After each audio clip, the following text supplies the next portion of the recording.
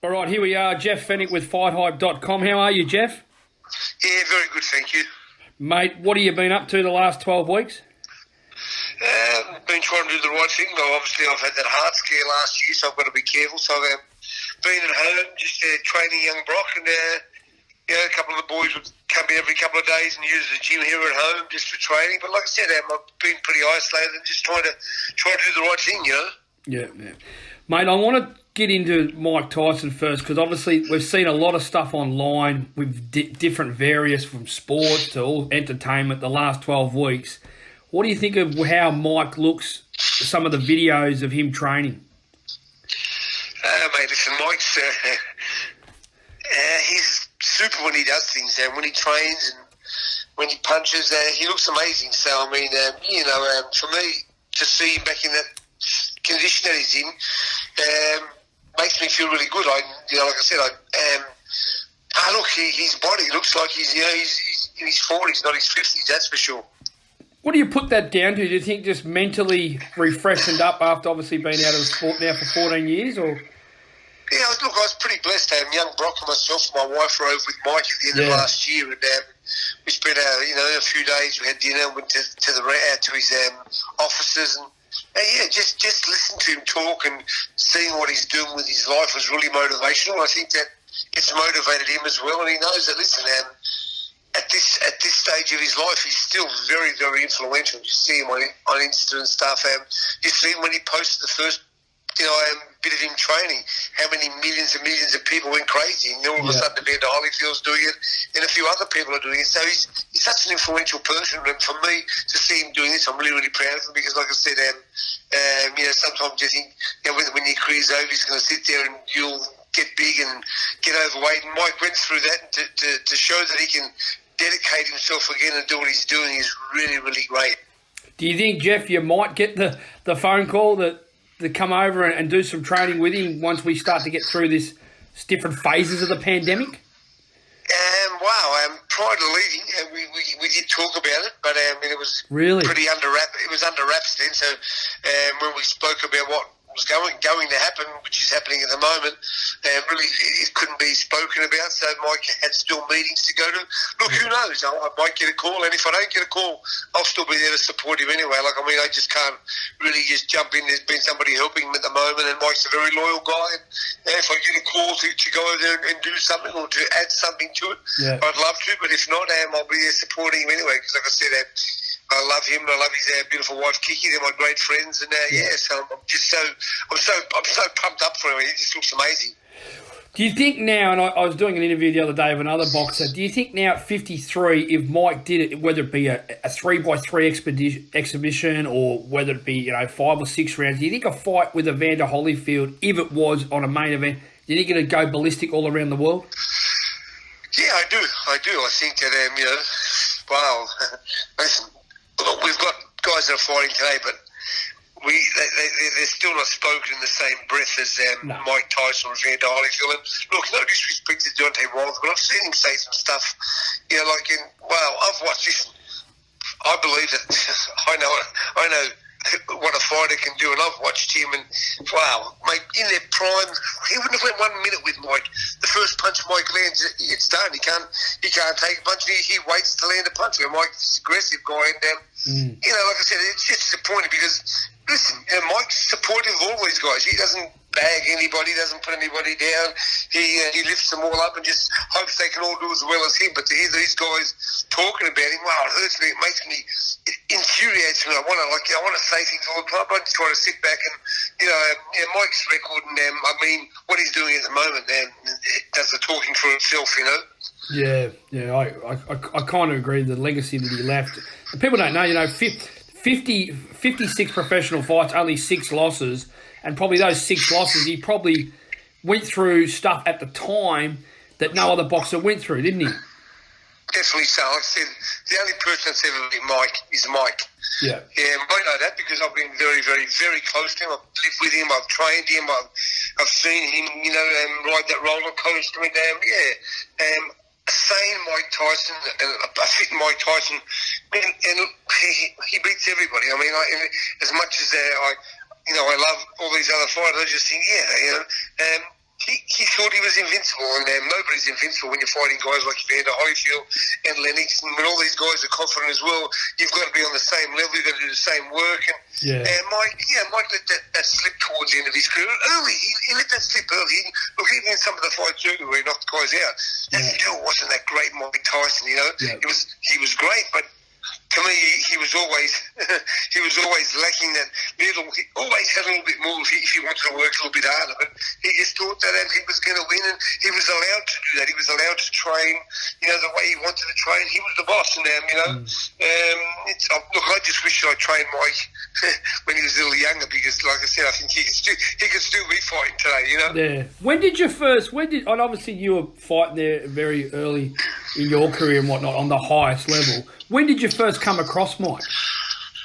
We met up in, it could have been the Las Vegas Hilton or something, or one of those, when there was a big award ceremony on, and Ray Leonard had won the box of the year, and it was 1985 or early 86. I got the runner-up, second best boxer in the world, and Mike was one of the guests, and as he was walking through, he seen me and cuddled me and gave me all these amazing compliments. He knew me, and it's the first time I've ever been, in Vegas and got off a plane just for an award, and it made me feel pretty special. And ever since that day, and we've become very, very close friends. Yeah. You've obviously had an incredible bond together, which was funny, because Tyson in the 80s and 90s, with the massive paydays and that, there would have been a lot of hangers on, a lot of people coming into close circles, and people wanting to be him. With you and him, it was very different right from the start. And then obviously, we'll talk about in a minute, to 2005 when he retired. Yeah, for me, it wasn't as much. Of course, everybody loved Mike, but for me, it wasn't about wanting anything. No. I just wanted what was best for my friend, and that's why in 2005, I stayed there. I'm going to tell the story about when he got the tattoo on his face, and I went home just before the Cliff Etienne fight. I went home because I thought he wasn't going to fight. He didn't want to fight. Really? I trained him for that whole fight. It was sad, but like I said, I just done what I thought that he wanted me to do. It was, when I thought the fight was off for me, I got a family as well, so there was no use me staying there.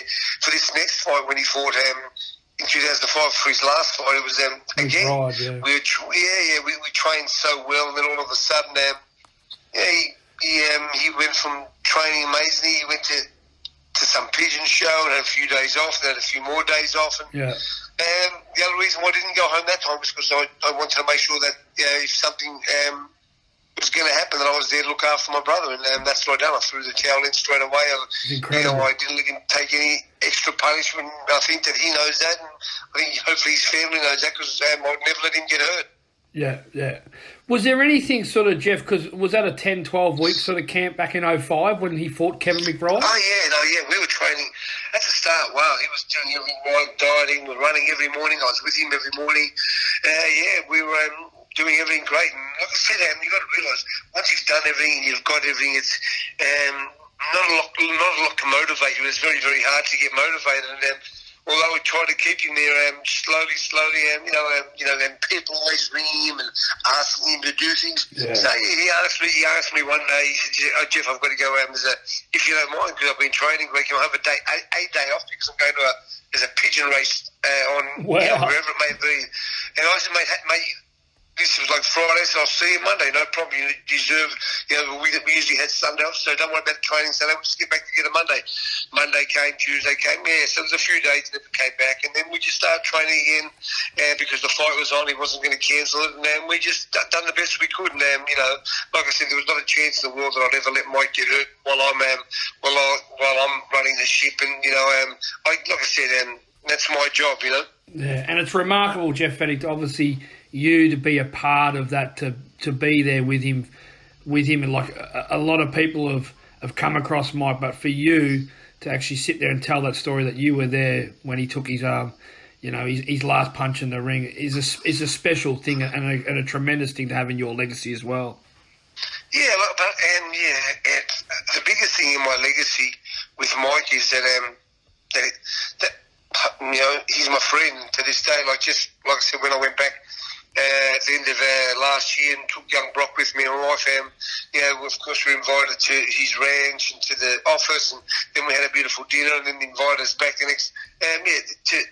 To feel that warmth and that want and that love, it means a lot to me because I know what he's been through. I know what he's put his family through. I've been there the same. I've ridden that roller coaster, but to see where he's at today, and to I take my hat off to his beautiful wife Kiki. She's done an amazing job, and look, she could not do the job without Mike wanting to do it. Because that's Mike. If Mike doesn't want to do something, he just won't do it. But they've got an amazing family now.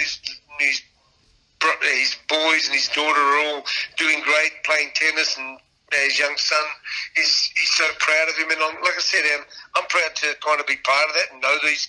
I've been there when the kids were babies. I used to babysit them, walk them to the shop, take them out, and do things. So I feel like I'm close to Mike.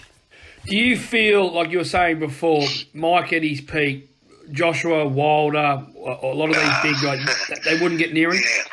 Yeah. Nah, look, mate. I Fury. honestly believe, you know what, styles make fights. That's the one thing people just don't realise. Here's Roberto Duran, beats Iran Barkley, beats all these guys, and then gets knocked out cold by Tommy Hearns, and but beats Leonard. And styles make fights, but Mike, stylistically and fit and ready to go mentally and physically, I thought, I honestly believe would have been the greatest heavyweight ever. Of course, we all love Ali. I love Ali. Yeah. I love Ali more than for boxing. When I think of how great Ali was, or why he's the greatest, or why he's the GOAT, it was because he's a man who publicly stood up to everything he believed in, and not many people have the balls to do that. But this man done that. But when it comes to a fight in the ring, if I really analyse, I still think Mike won't say it, but I think Mike Tyson beats Muhammad Ali. But I just think that the continuous punching power of Mike Tyson. I know that Joe Frazier could punch, but he wasn't as quick or as consistent as like Mike Tyson. So, like I said, we all have opinions. That's what's so great about sport. But like I said, I'll voice my opinion, but I'll never bag anybody else, because to get up and step between those ropes takes a lot of courage and a special person to do that, Yeah. And listen, and to do that when you know you're a little underperformed, or am I really ready for this? That's and right. Mike would have walked up those stairs against Holyfield thinking that, against Lennox. And so it just reiterates how much courage he had. Not like this dickhead Teddy Atlas says all this bullshit. I mean, Teddy Atlas has done nothing, and he'll always be. Listen, Teddy Atlas is great for one thing, using his mouth. That's all he'll ever be great for. That's what he thinks he's great for. But like I said, for him to question the courage and the toughness of Mike Tyson, please. When he was getting belted by Buster Douglas, when he got up and he didn't know where he was, and he put his mouth guard back in his mouth, that was the fight. That was because he wanted to fight, not because he wanted to quit. He wanted to fight, when he got hit all those times against Evander and Lennox, man, he never, he could have quit many times before that. And that's what hurts me the most, because if I was there, that wouldn't have happened to him. First of all, I would have liked to think that he was a little better prepared. But second of all, if he wasn't, it's my job to stop that from happening, And like I said, they hear some of the shit Teddy Atlas, or the shit that comes out of Teddy Atlas's mouth. Pretty disappointing for me. Like I said, if you've got the opportunity like Teddy has to talk about the sport, that's okay. Speak honestly, but there's a little bit of decorum where you've got to think of about what you say. And like I said, for me, a fit, well-trained Mike Tyson would have been the greatest heavyweight of all time. What did you think, Jeff? We were pulling up. My boss was pulling up some really incredible footage of the press conference after that Kevin McBride loss. He was very, very different than Mike, because he obviously knew it was over, but he showed another side to him that that you got first hand to it. What was that like? Can you speak a bit about that? Yeah, of course. Listen, as animalistic as Mike makes out, he's got a heart too. And listen, this is what you got to love about this guy. He never bagged McBride. He straight away gave him all the credit in the world, and he just, listen, my heart, my head, my soul not in doing this anymore, this is not for me anymore. Like I said, and he wishes everybody good luck. Of course he goes and comes. When Lennox knocked him out, he gave Lennox a kiss, mate, after all those things that he said. But so Mike was the perfect salesman, but he was also deadly honest and knew when somebody beat him that the better man won of the day. And he's never made an excuse, and you've got to take your hat off to him for that. Yeah. No, I totally agree, and I honestly think that, you know, the last 15 years, obviously looking at the sport and when people try to compare errors and that, I don't like comparing errors, but geez whiz, that Tyson between 86 and 95 to some of these guys now, I don't think these guys are I'm exactly the same. I don't really want to compare any errors. I mean, I know what I do. I don't have to, you know, when somebody says, oh, who's this and that, could he have beaten this guy? Like, for instance, in an article once, Daniel Zaragoza and Marco Antonio Barrera was an amazing fighter, and Morales was an amazing fighter. But Zaragoza fought him when he was an old man, and Zaragoza said, when I was an old man, Morales beat me. He said, when I was a young man, Jeff Fenech beat the hell out of me, you know. But like I said, none of that matters to me, because like I said, I know what I've done. Mike knows what he's done, and a lot of these people who think they know about the sport of boxing, and they may know about the sport, listen, there's a certain decorum that we should all, you know, like I said, everybody that steps in that ring deserves amazing credit. And like 100%. I said, unless you've been in that inner sanctum and you really know what's happening, say what you want, but don't bag any fighters, because it's the toughest sport in the world. It's, you know, when you get tired, you can't ask anybody to help you. When you get hit and those legs start shaking and your knees are rocking, and you think, wow, you know, we've all been there, us fighters, and Mike's been there too. And he's always like shown, like I said, amazing courage, and then, like I said, just to see him after every fight that he's lost, and he's never, you know, and even to see some of the guys that he's knocked out, he's picked them up and cuddled them and hugged them, because he knows after when the bell goes, we're there to live or die. When the bell's over there, we want to thank our opponent, make sure they're safe. Yeah. Tell me a bit about what Jeff Fenech's up to right now, because obviously you've got this young Brock Jarvis who's coming through the ranks down here in Australia. From a standpoint of when you guys potentially might fight next, can we talk on that? Or I know it's hard. Well, you wouldn't believe it. Brock's just sitting here with me right now, and we're just about to head down and do some training and sparring, and we don't have a date at the moment. But Brock and I were just in Las Vegas, and we trained at Bones Adams gym. So we want to really head back over there and do this again. We want to get some sparring with the top American fighters over there. We want to hopefully have some fights over there. My old friend and promoter Sterling McPherson has told us that if we're over there and he's got some fights on, he'll put Brock on. So that's great. I'm really, really keen. Yeah, it is good. I mean, but this kid is an amazing athlete, working really hard, and I'm going to make sure that America knows him as well as Australia, because you know, I was introduced to America way too late, which is you know part of what happens. But I was about to say. I was introduced to America way too late. All those big fights I had with, you know, Villasana and you know, Calagis and Martinez and all those guys, those great Mexicans and, you know, Hall of Famers that I beat, you know, it wasn't really showcased in America until I fought Nelson. So that was the end of my career. I want to make sure that Brock's shown there early in his career, so he can get the credit and the rewards that the hard work he's put in, he deserves, you know.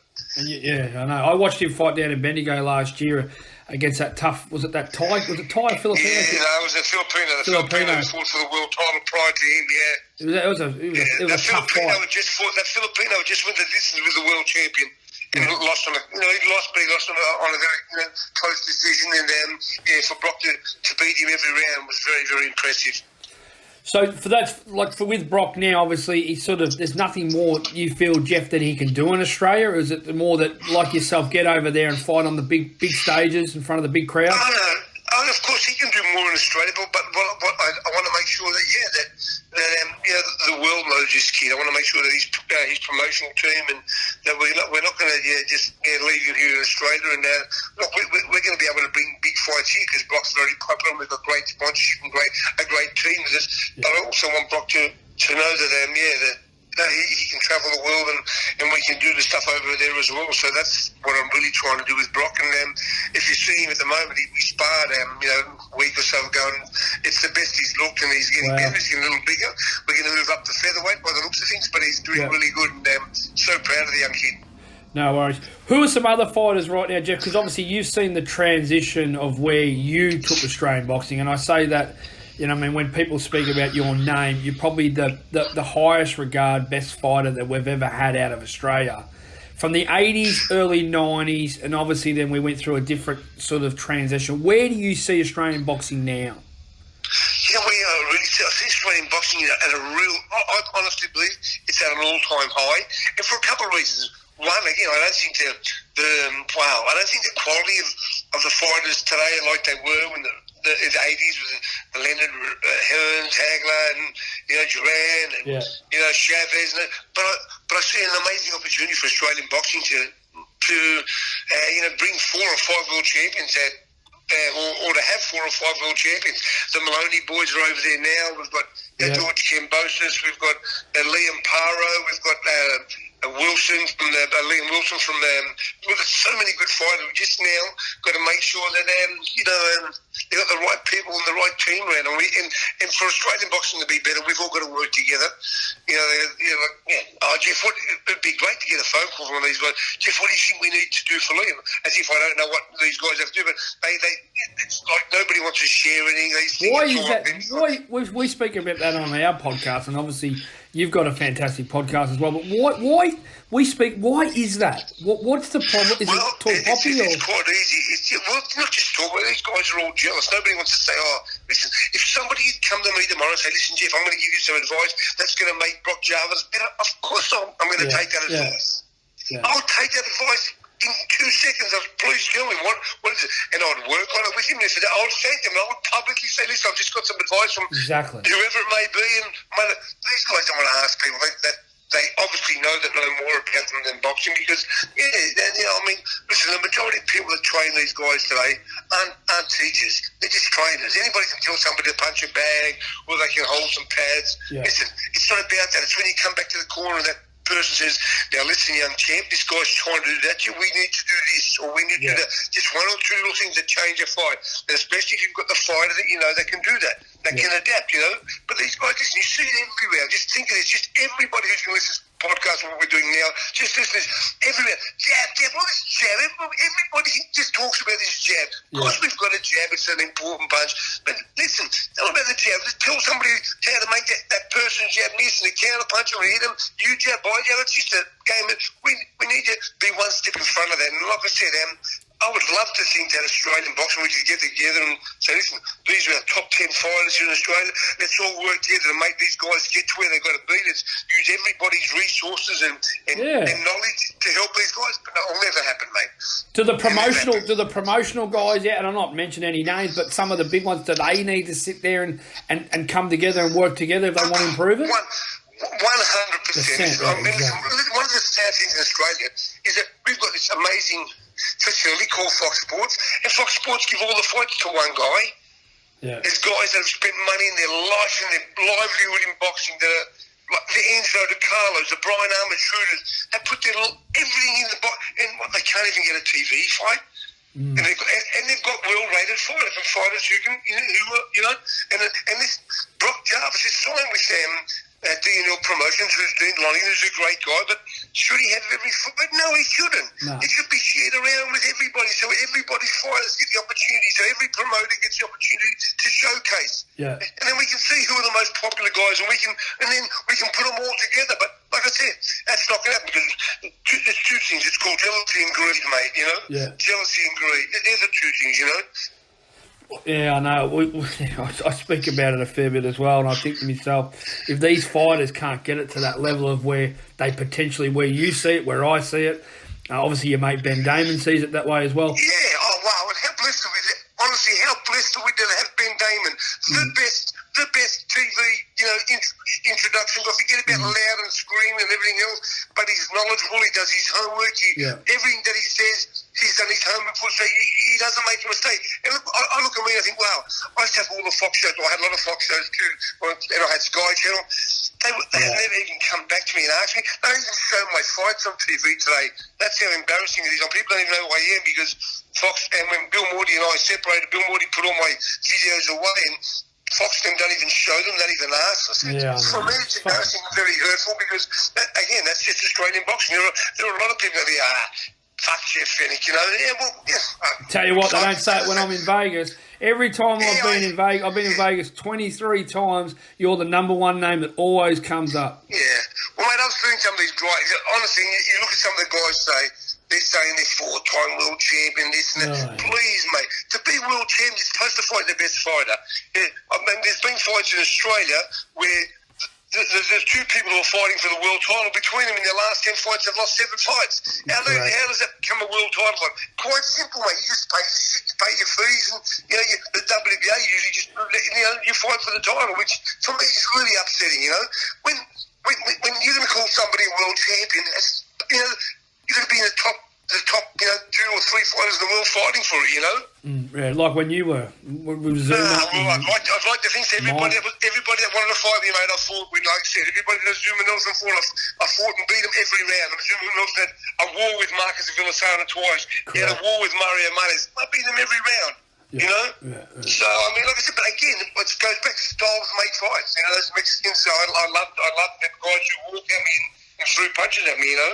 So, like I said, I'm not saying I'm better than anybody else, but that was just my style. I made them fight my fight. Jeff, we always respect your opinion on FightHype because I'll tell you one thing, we always discuss this is we can all cover, we can all talk about the sport, we can all write about it on social media, but when you've actually been in there, won world titles, trained world champions, been there, there's a certain line that we can't cross. So we always appreciate when you guys speak on it because there's different levels to it. The way when you guys talk about that sort of stuff, we can't really, like you were talking about Teddy Atlas before. Sorry, Teddy, you've never been at that level. So there's, I think we have a responsibility to cover it to a certain, and then hang on a minute, don't say anything more because we can't say anything more because we haven't done it at that level. And people don't realise.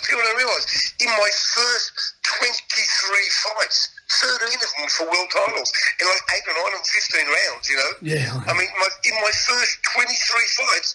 I fought for my I was 3-time world champion, but I fought for 13 world titles in my first 23 fights. Yeah. It's I don't get credit for that in Australia because it's just whatever the reason may be. But like I said, I know who I am. I know when I get off the plane and Lennox Lewis season or Evander, who I classify as one of my great friends, we're together because. We respect each other, and that's when you know you've made it. When your peers, when the people that are the greatest in the sport, when they give you credit. Like I walked past Evander Holyfield while I was in Vegas, last year, and they were interviewing him about him being the toughest heavyweight, and he just seen me through the side of his eye, and he said, "Now that could be the toughest small fighter in the history of the sport." To get that accolade from Zuma Nelson, I walked away thinking, "Wow, it was incredible." I mean, he's not going to say that if he didn't think that. No, Jeff, we know what level that you're at, mate. Don't you worry about that. Yeah. Just a quick one with a couple of fights that are coming up. Jeff Horn, a former world champion at welterweight, obviously had a couple of tricky incidents there with Michael Zarafa last year. Horn versus Zoo, Jeff Fenech. Is that too soon for Zoo? Is it? Yeah, you know what? Let me tell you something.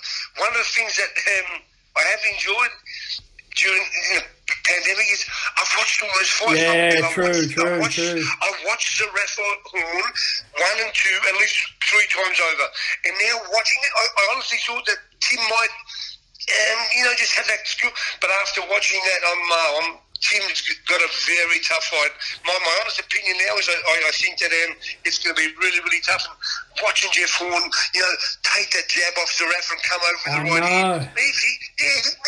It's going to be the toughest fight of his career. And look, no disrespect to anybody, but I honestly believe that after watching it 2 or 3 times now, like I said, each fight, I think that Jeff Horn is going to be very hard to beat. He's a little physically strong, and he's very awkward. And, if he hits him through that right hand, it could be good night. What do you think that was the difference there? Because I didn't really know too much about it, but the difference between Horn in August, like I was at the Horn fight in August, and I was at the second one, obviously in Brisbane. But I actually, like yourself, when I got back from Florida, I sat down and actually watched the fights for the first time. It was like watching 2 different fighters.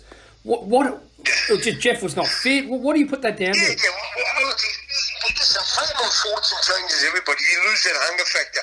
When I fought Evan Nelson in Melbourne, just think of this. I had never did an appearance in my life during the day when I was fighting or the night.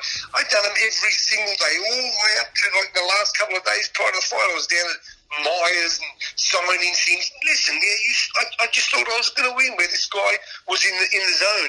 And listen, I honestly believe the referee made a bad decision again in the second fight, but for Jeff Horn to overcome everything that he done, the obstacles, and listen, and no disrespect, but I'm going to say, because I always say it, that's the fucking trainer that he's got, and to be able to do what he's done is amazing, totally amazing.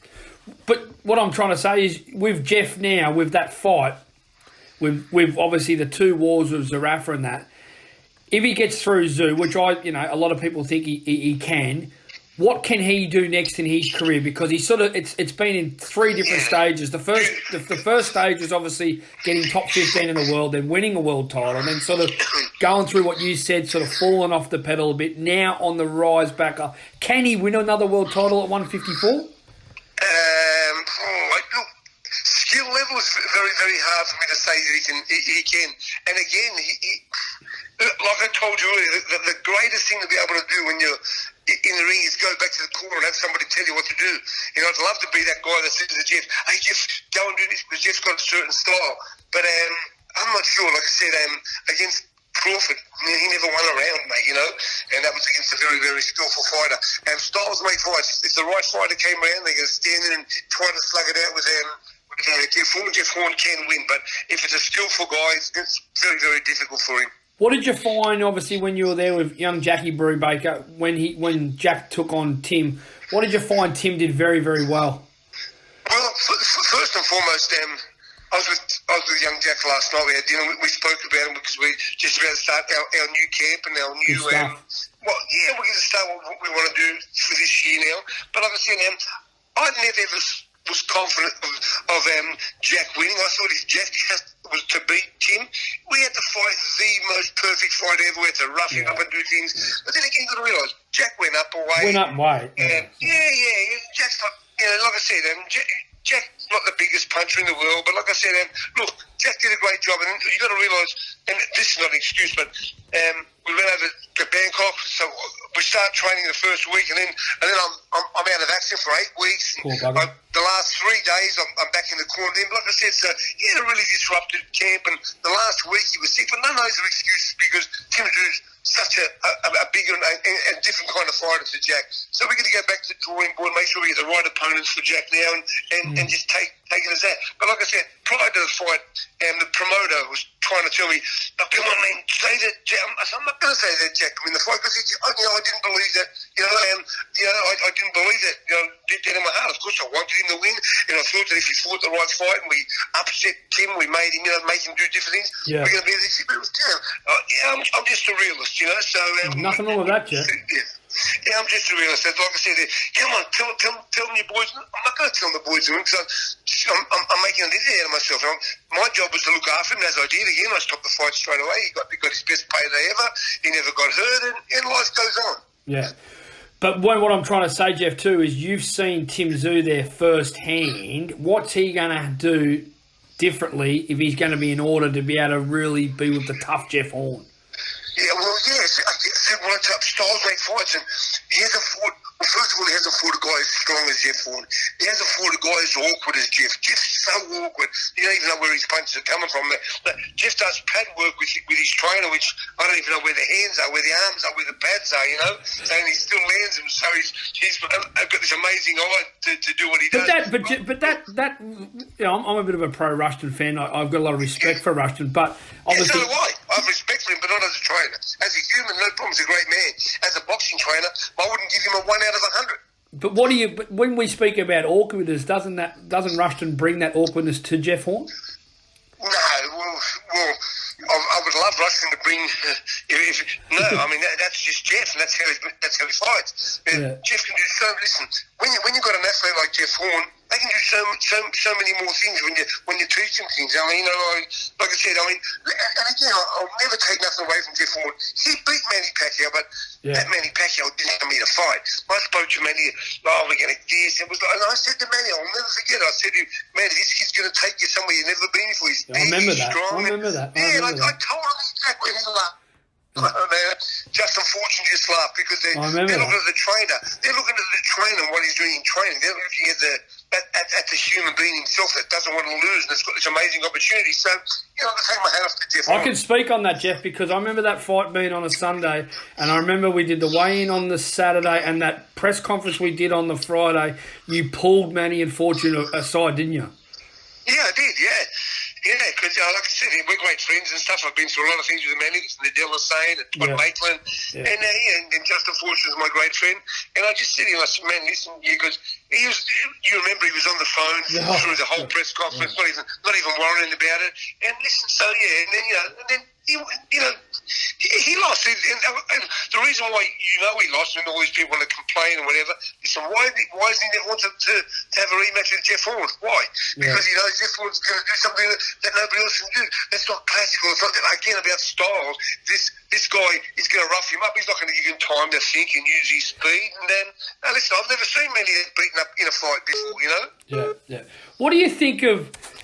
And I'm going to speak about... I've got a lot of time for Michael Zarafa. Michael Zarafa last year, to his credit, he beat Jeff Horn in the first fight. He lost in the second fight, but obviously there was some stuff there in the 9th round. Where does Michael Zarafa go now? Because 160 pound, 154, I think he's probably nearly technically one of our best fighters in the country. What does Zarafa do definitely. next?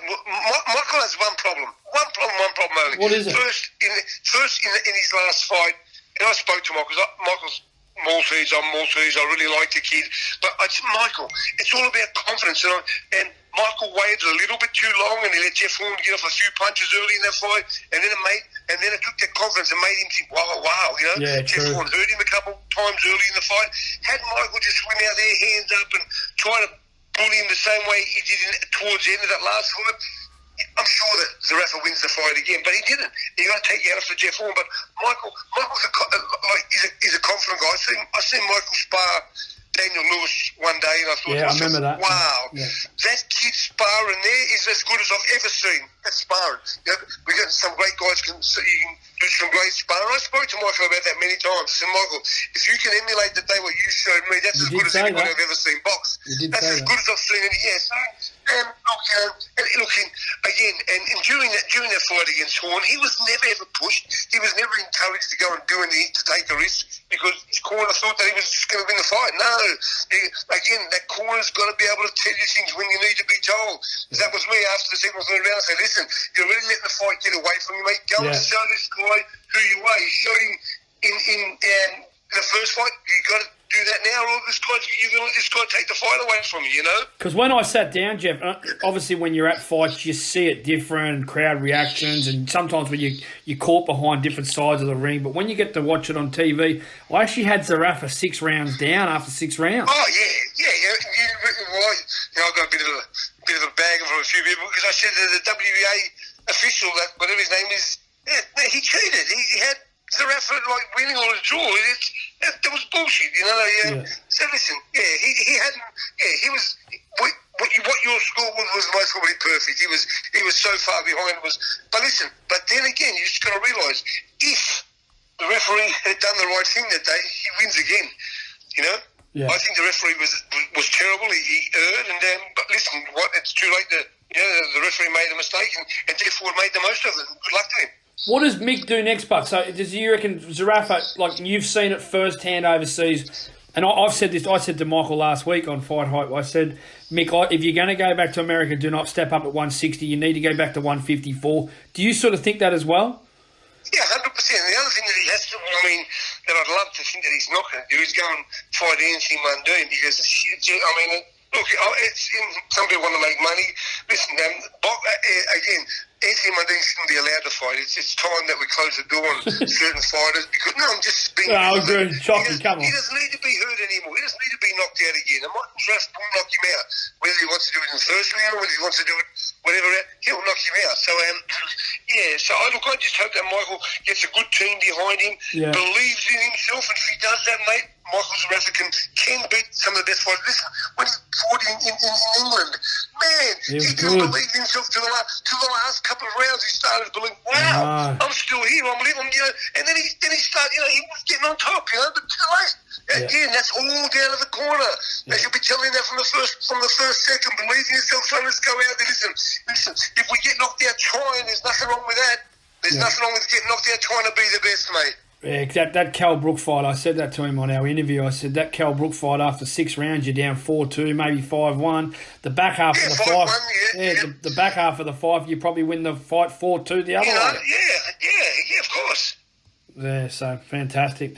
All right, mate. Well, thanks for catching up with us, Jeff, and tell us a bit about this podcast, because I did the interview last week with I sent you a message, and I did listened in on the Job Ibrahim one. It was absolutely fantastic. What's it called and what's it about? The podcast is called Standing 8. Yep. It's about the lives of amazing people. I just done Peter Sterling, so he'll be out there today. I've done Cole Stanley, I've done John Ibrahim, and I've got a line of guests that are going to be amazing, hopefully from here and around the world. I'd like to, next things I'll be able to do the likes of Evander and Lennox and all those other guys, Antonio Tavar and all those guys that I've spoke to, and I just want to slowly get it done. But like I said, I want this podcast I want it just to be real. I want to ask these people real questions, not put them on the spot, and just let people know who these people really are, and that's what I love about my podcast. No worries, mate. All right, well, all the best, and we'll catch up soon, and obviously, hopefully, boxing's back in Australia. Thank you. Hopefully, August, September, and we'll definitely chat again, mate. Thanks a lot, mate. Thank you. Bye. All right, Jeff. Thanks, mate.